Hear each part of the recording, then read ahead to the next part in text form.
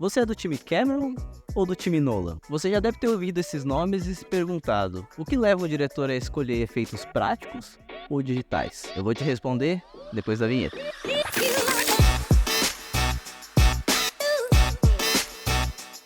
Fala galera, eu sou o Fábio Teixeira e hoje eu vou te contar tudo sobre efeitos visuais, tanto os práticos quanto os digitais. Mas antes eu peço que você apoie esse projeto clicando aqui embaixo no botão gostei. Esse canal conta com uma equipe de profissionais do audiovisual que vão trabalhar sempre para te manter atualizado. Sem mais delongas, vamos pro vídeo. Efeitos práticos ou efeitos digitais? Para a gente entender como cada diretor opta por qual caminho seguir para chegar no resultado, a gente tem que voltar alguns passinhos e olhar para o cinema lá nos seus primeiros anos de existência. Os primeiros filmes eram curtos e geralmente retratavam cenas cotidianas da vida, como pessoas caminhando, trens chegando a estações e eventos simples. Estamos falando aí de meados de 1895, quando o cinema tinha acabado de surgir. Como aquilo era algo novo para todo mundo, não foi de cara que o cinema se tornou aquilo que conhecemos hoje. Uma história bem contada, com começo, meio e fim. Pode-se dizer que os primeiros filmes eram apenas uma exibição do que podiam fazer os equipamentos de projeção daquela época. A Sala dos Operários da Fábrica Lumière, por exemplo, é conhecida por muito como o primeiro filme da história, mesmo se tratando apenas da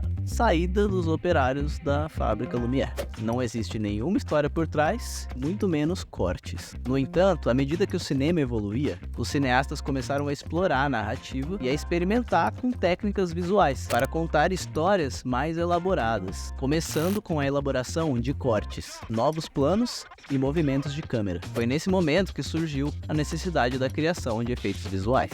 Os artistas da época queriam ir além da realidade, contar histórias mais fantasiosas e que exigiam mais trabalho na realização do projeto. Os primeiros efeitos visuais foram criados de maneira artesanal e inovadora, com técnicas práticas e experimentais. Entre os pioneiros dos efeitos visuais estava Georges Méliès, um cineasta francês que é conhecido por muitos como o criador dos efeitos visuais. Você deve conhecer o seu filme mais famoso, A Viagem à Lua, de 1902. O filme contou com o uso de dupla exposição, miniaturas e cenários elaborados para criar cenas espetaculares de viagem à Lua e encontros com alienígenas. Realmente um salto gigantesco para o cinema. O primeiro efeito digital veio muito mais para frente.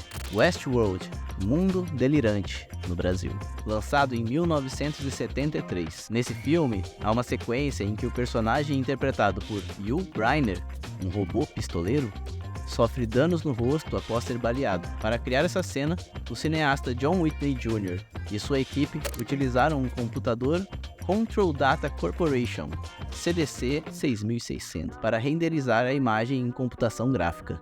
Westworld foi o primeiro, mas não o maior passo rumo aos efeitos digitais. É claro que Star Wars, em 1977, com o avanço da tecnologia, então, era possível recriar até mesmo o mundo mais fantasioso que um diretor pudesse imaginar. Mas você sabe muito bem que os efeitos dessa época não pareciam nada com os de hoje. Então é por isso que começaram a surgir as primeiras divergências na hora de escolher entre um e o outro. É claro que os efeitos práticos traziam muito mais realismo e um toque de veracidade para a história naquela época. Hoje, na verdade já há algum tempo, é quase impossível distinguir entre os efeitos digitais e a realidade. Aqueles efeitos poderosos que a gente está acostumado a ver nos blockbusters começam a ser feitos antes mesmo das gravações do próprio filme. Tudo começa no planejamento, lá na pré-produção. Geralmente, a equipe de efeitos visuais se reúne com o diretor, produtores e outros departamentos-chave para entender as necessidades do filme e definir suas estratégias para produzir o que pede o roteiro. A grande diferença aí é que os artistas de efeitos digitais, na maioria dos casos, não precisam acompanhar o ritmo das gravações, como os artistas de efeitos práticos no set. Assim, os efeitos digitais podem ser produzidos com antecedência, além, é claro, de possibilitar inúmeras alterações no efeito, sem precisar necessariamente regravar, como seria no caso dos efeitos práticos. O próprio gênero do filme também pode influenciar nessa tomada de decisão. Alguns gêneros, como ação e ficção científica, tendem a se beneficiar mais dos efeitos digitais, enquanto outros, como dramas históricos, valorizam os efeitos práticos para preservar a autenticidade dos acontecimentos. Isso é claro porque o público de cada gênero já tem um certo costume. Você dificilmente vai ver um filme da Marvel sem CGI. E provavelmente nunca vai ver um filme do Clint Eastwood com CGI.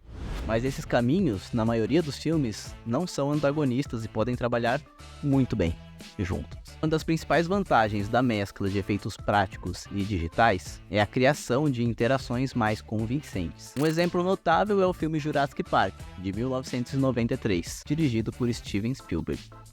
Nessa obra, foram utilizados dinossauros animatrônicos reais, criados por Stan Winston, combinados com animações de dinossauros gerados por computador. Essa abordagem trouxe realismo às cenas, uma vez que os atores interagiram com as criaturas físicas, enquanto as cenas de ação mais complexas e movimentos detalhados dos dinossauros foram aprimorados pela computação gráfica. O Senhor dos Anéis, A Sociedade do Anel, de 2001, dirigido por Peter Jackson. Nessa trilogia épica, foram combinados efeitos práticos, como maquiagem e figurinos elaborados, e efeitos digitais para dar vida a personagens icônicos como o Gollum. A captura de movimentos do ator Andy Serkis deu expressões e emoções verossímeis ao personagem digital, criando uma conexão emocional com o público e estabelecendo novos padrões para a interação entre atores e criaturas digitais. Não só isso, os cineastas podem otimizar custos e prazos de produção. Efeitos práticos exigem preparação meticulosa, enquanto efeitos digitais podem ser ajustados e aprimorados mesmo durante a pós-produção. Um exemplo notável é o filme Interstellar, de 2014, dirigido por Christopher Nolan. A mescla de miniaturas reais com efeitos digitais permitiu que o filme alcançasse a grandiosidade e a autenticidade desejadas, sem comprometer a narrativa. Bom, já que falamos dele, eu sei que vocês querem que eu fale, vou falar. Recentemente, Nolan estreou Oppenheimer, o filme que conta a história por trás da criação da bomba atômica. Já com sua fama de não fazer utilização de CGI e partir para os efeitos práticos, Nolan seguiu esse mesmo caminho em Oppenheimer. E caso você já tenha visto alguma notícia sobre como Nolan recriou a bomba, você percebeu que ele não fala muito sobre isso. Ele conta mais como recriaram aqueles pequenos insets que vemos ao longo do filme. E o plot twist disso tudo é que, não, o Nolan não explodiu uma bomba atômica. Mesmo o Otávio, no começo, achou que ele realmente tivesse feito isso, pelo nível de realismo que ele atingiu. Mas depois de muito bafafá, finalmente, Hoyt van Hoytema, diretor de fotografia do filme, ele que me perdoa se tiver falado errado, explicou como fizeram a cena. Em entrevista à Variety, o diretor explicou que eles não poderiam realmente explodir uma bomba. Por isso, utilizaram inúmeros truques para retratar a explosão. De acordo com o diretor de fotografia, eles optaram por não utilizar CGI na detonação, pois a filmagem seria feita em IMAX, e isso poderia resultar na perda da resolução da imagem. Uma das partes mais marcantes do filme é a cena de 10 minutos do teste Trinity, onde a equipe responsável pelo desenvolvimento da bomba nuclear testa sua criação mortal. Hoyt van Hoytema revela que muitas experiências científicas foram empregadas para retratar de forma realista o horror da explosão. Ele disse: criamos experimentos científicos, construímos aquários com energia, deixamos cair partículas de prata nele. Tínhamos balões metálicos moldados que eram iluminados por dentro. Tinham coisas batendo e colidindo uma com as outras, como bolas de ping-pong, ou apenas objetos girando. Utilizamos velocidades de obturação longas, velocidades de obturação curtas, cor negativa ampla, superexposição negativa, subexposição. Era como um playground gigante para todos nós. Duro é que você não vai ver eles contando muito sobre a bomba nuclear em si, porque tiveram que gravar com uma versão muito menor dela, e eles podem ter medo que isso acabe tirando o encanto e impacto que a cena da bomba causa. No final das contas, é a combinação habilidosa e harmoniosa de efeitos práticos e digitais que torna o cinema uma das formas de expressão mais impactantes e revolucionárias do nosso tempo. No nosso próximo vídeo, vamos conversar sobre a chegada da inteligência artificial no cinema, como ela já está mudando e ainda vai mudar muito o rumo da história. Para não perder nada, já se inscreve no canal, deixa o like no vídeo e comenta aqui embaixo. Assim como o Otávio, você também achava que o Nolan tinha explodido uma bomba real? Vejo vocês no próximo vídeo.